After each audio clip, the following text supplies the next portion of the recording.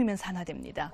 겨울에는 상온에 두면 한 달이면 산화가 돼요. 기름의 단점이죠. 그래서 들기름을 드실 때는 그러니까 너무 많이 사지 마시고 짜더라도 좀 짜서 이렇게 나눠서 조금씩 드시는 것이 굉장히 중요해요.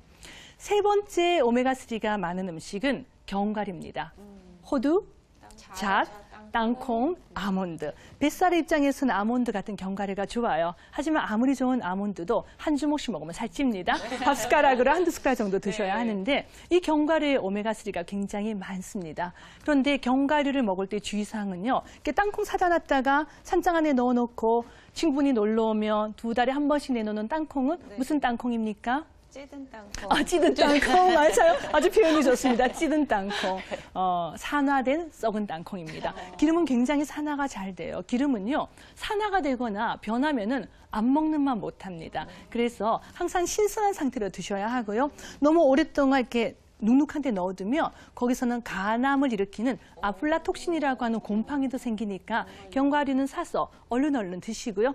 좀 오래 먹어야 될 때는 아예 냉장고에 넣어놓고 냉장고에 넣어놓으면 괜찮나요? 예, 냉장고에 넣었던 걸 넣었다 뺐다 하지 마시고 그냥 넣어놓고 드시는데 가장 좋은 건 그냥 조금 사서 조금 사서 그냥 나눠 드시면 될 것 같아요. 함께 많이 사면 좀 싸니까 사서 나눠 드시면 굉장히 좋습니다. 오늘 가서 묵혔던 거 다 버려야 되겠네요. 그죠? 냉장고에 되게 많으시잖아요. 그죠? 지금 딱 번뜩 생각이 났네요. 예. 자, 그러면 이게 아이들의 건강에도 관련이 되어 있지만 아이들의 두뇌 발달에도 이 기름이 굉장히 중요합니다. 단백질이 부족하면 아이의 두뇌 회전이 빨리 되지 않아요.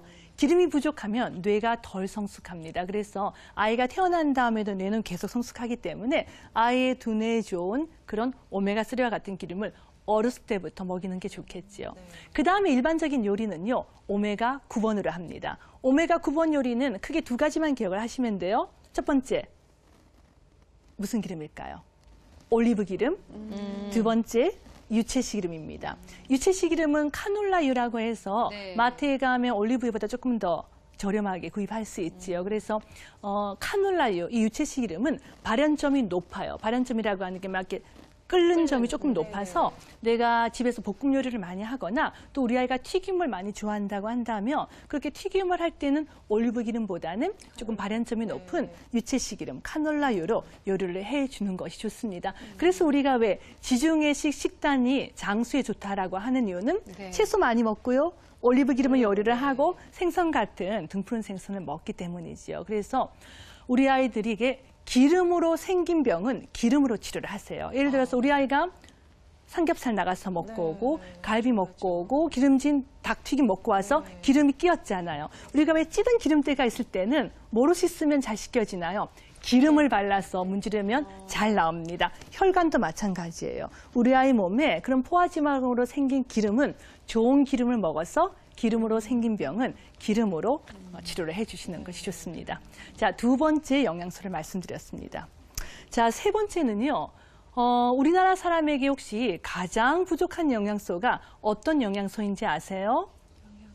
힌트를 드리면요. 아이들의 키를 크게 하는 칼슘입니다. 지난 10년, 20년 동안 우리나라는 예전에는 한 3년에 한 번, 요즘은 거의 매년 영양조사를 하는데요. 예외 없이 한국인들에게, 우리 아이들에게 가장 부족한 영양소는 칼슘이라고 나와 있습니다. 칼슘이 부족하면 무슨 문제가 생기나요? 성장기, 키가 덜 크겠고 골다공증의 위험도 생기겠죠. 하지만 칼슘을 적게 드시는 분들은요. 뱃살도 많이 늘어납니다. 칼슘은요. 우리 몸에 들어온 지방과 손을 잡고 몸 밖으로 나가는 기능이 있기 때문에 예를 들면 사춘기 여자아이가 저지방 우유 같은 것들 좀 먹은 아이가 먹지 않은 아이보다 훨씬 더 날씬해요. 왜?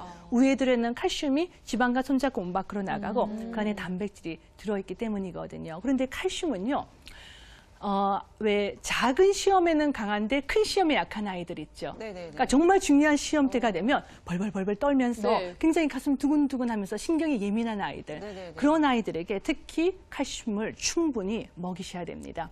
칼슘이 부족하면요, 굉장히 스트레스를 많이 받게 돼요.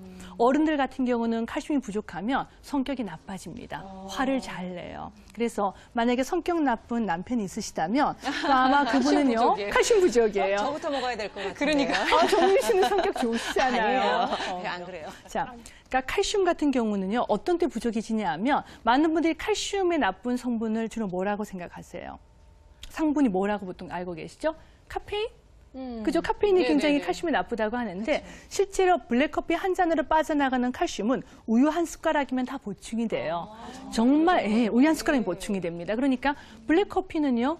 오히려 위장이나 대장암 예방 효과도 있고 오전에 먹으면 약간 살 빠지는데 도움도 되니까 그렇게 나쁘지 않아요. 믹스 커피가 나쁜 거죠. 섞여 있는 지방 들어있고. 그러니까 믹스 커피 이것저것 많이 섞여 있는 트랜스 지방이 들어있는 굉장히 근데 그런 것들만 주의를 한다면은 괜찮은데 짜게 먹는 거. 두 번째는 제가 중요하다고 얘기했던 그 동물성 지방이 동물성 단백이 조금은 필요하지만 너무 고기를 많이 먹어도 역시 칼슘이 빠져나가요. 그러니까 우리 아이 몸에서 칼슘을 빼내가는 건 지나친 동물성 단백과 두 번째는 짜게 먹는 겁니다. 네. 칼슘이 부족하면 아이들이 굉장히 예민해져요. 그래서 아이들의 그 키를 크게 하는 거, 성격을 온화하게 하는 데 있어서 우리가 칼슘을 충분히 보충해 줄 필요가 있는 것 같습니다. 제가 오늘 준비한 건 너무 많은데요. 왜 이렇게 시간이 짧습니까? 제 강의 시간이 이제 얼마 안